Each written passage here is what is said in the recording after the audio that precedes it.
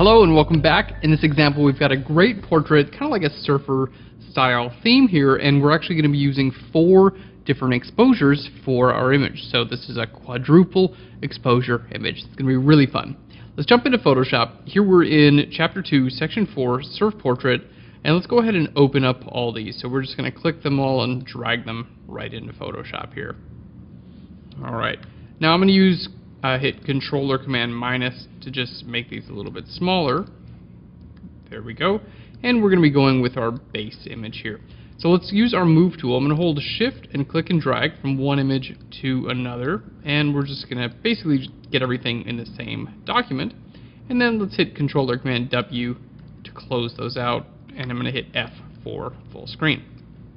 Alright, you guys can obviously choose to create your image however you'd like. We're going to go ahead and just do this how I envisioned it, but you can include different scenes. So again, we're kind of using the same theme here. This is like it's all like water and surfing inspired.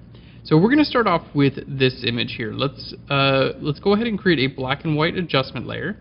That's going to be on the very top of everything. This image we're going to make a smart object, so let's right click and go to Convert to Smart Object, and let's change our layer blend mode from normal to lighten, and then hit Control or Command T, and we're just going to make this a little bit larger. Alright, and that looks pretty cool. Now, mentioned earlier, you can use different blending modes. You can use lighten and darken. Those are the 2 classic blending modes for double exposure. So let's take a look when we change this from lighten to darken. All of a sudden we get a really interesting image here. It's just like kind of a totally different feel. Now, along with lighten and darken, you can also use variations of those. For instance, darken has another variation called multiply. There we go. And lighten has another variation called screen. Okay? So my advice is to basically use whichever one works better for your image. Okay? Most of the time with classic double exposures, you'll be using either lighten or darken, but multiply and screen can create some really interesting looks as well. So in this case, let's go to darken, and this does look good. However, I'm not getting exactly the look that I want. So we're going to use a levels adjustment right here on this layer to kind of like tailor our look a little bit. Let's hit Control or Command L for levels, and because this is a smart object, it's going to be applied as a smart filter.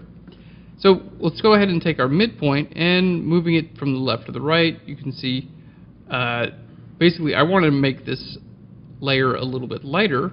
I think that looks pretty good. Now keep in mind, if you do want to change these things at any time, you can turn those levels adjustments on or off. You can also double click right here on the word and then change this. So this is non-destructive. Now, in this case, let's go ahead. I want to make our image just a little bit larger here.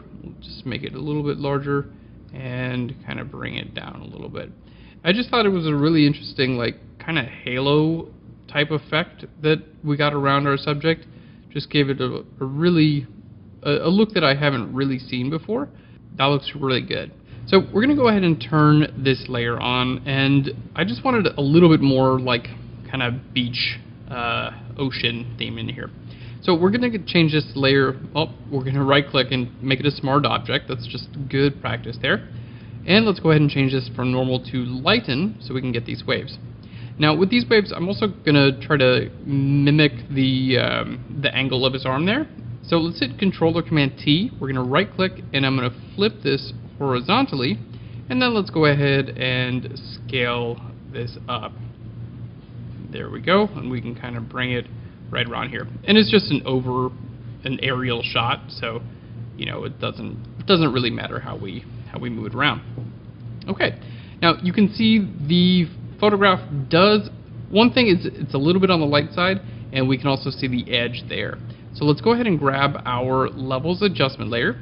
We're going to take our midtone here and just bring this to the right just a little bit. There we go. And then we want to make sure, because we're using an adjustment layer here, we want to make sure it only affects this layer. So you can do that by creating a clipping mask. So we can right click and go to create a clipping mask, and that will only affect this levels layer. So this smart object rather. So we used a levels adjustment layer in this case. You can also, if I just delete this, hit Control or Command L and just use a levels adjustment directly on the layer. And because it's a smart object, it's still editable. So both are good practice.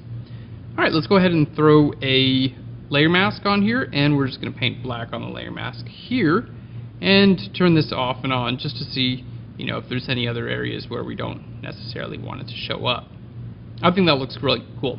And we have a little bit of, there's an overhead view of a surfer right there and another right there. So it's kind of like really bringing that surfer thing back home. Now, we've got one more image here. We can turn this on, and we, again, have the option to darken. And with this, let's go ahead and put it back to normal. I'm going to make it a smart object first. Okay, so we have the option to use this as a darken. There we go, blend mode, which I think, here is pretty interesting. Keep in mind, you can always apply a levels adjustment. So if you don't want the darks to be as dark, if you want it to be a little bit more subtle, you can do something like that. And at this point, you're kind of the master of your own creation here. You can really just, use your own compositional ideas to decide where you want to place these things. Now, this is with the darken blend mode. You can also use a lighten blend mode and, do something like, let's go ahead and make this a little bit larger. Do something like this if you wanted to, where, you have your subject is kind of like looking through that area. Now, I want to include this just so you can kind of create a few different versions with this. Like, let's say I did want to just make it even larger. There we go. So you get the idea of, the kind of surfer with the portrait inside. To me, this is getting a little bit complex, so I'm going to just undo that a couple times. We'll make this a little bit smaller. And what I actually liked out of this image, I do like this a lot, the top part, but I just had a little bit of trouble making it all work together and not be like overly complicated. So this water area is actually what we're going to be using. So let's go ahead and make this a little bit larger here and see about pulling in that water area. Okay, so making this visible and invisible, I can put a layer mask on this layer and then use my brush tool to simply paint black on my layer mask right up here, and we're going to get a really nice natural transition there. Here we go. So we just have basically just the water from that image, and that's kind of just giving us one more level of depth in this. And of course we can change our opacity as well. I personally went back and forth quite a bit, like how do I use this surfer in an interesting way, but I just couldn't get it to be as simple as I would like it. It was just getting a little bit too complex. And using this, in this case, we have a few different layers of water. I feel like we just have a little bit more of a theme going on without being so literal. So let's go ahead, let's turn these off and on so we can see here's our base image. And we use this, keep in mind we use this layer as a darken layer. Then we had a lighten layer and one more lighten layer. And let's go ahead and double click here on the levels adjustment for the darken layer. And you can see here as I change this, basically getting lighter and darker, we're having different effects on our image. So there we are. Let's go ahead and bring this a little bit lighter. Overall, I just want a nice image balance. If it was too dark, it's not going to work well. If it's too light, it's not going to work well either. So just wanted to create a nice balance there. Cool. I think that looks really nice. So let's hit OK there. And then turning this off or on. Yeah, I think this looks great. Now I'm going to pop a layer mask on here and just paint black on the layer mask just right here, because this area is just a little bit, I don't know, I just think it looks a little bit weird. So I'm going to just paint black on my layer mask just a little bit right there, which is just going to hide that area of this layer. So it shouldn't be that noticeable that I did this. Here we are. Just gives it a little bit less texture right there in that area, and I think that helps out. Okay, well, we are done. So let's go ahead and take a look.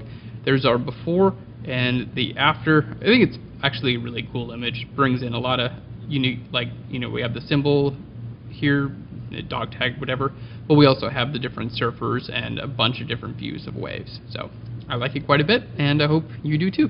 In our next section, we have a great double exposure that's getting into a little bit more of the classic look of the double exposures that you see online. Thanks so much. We'll see you in the next video.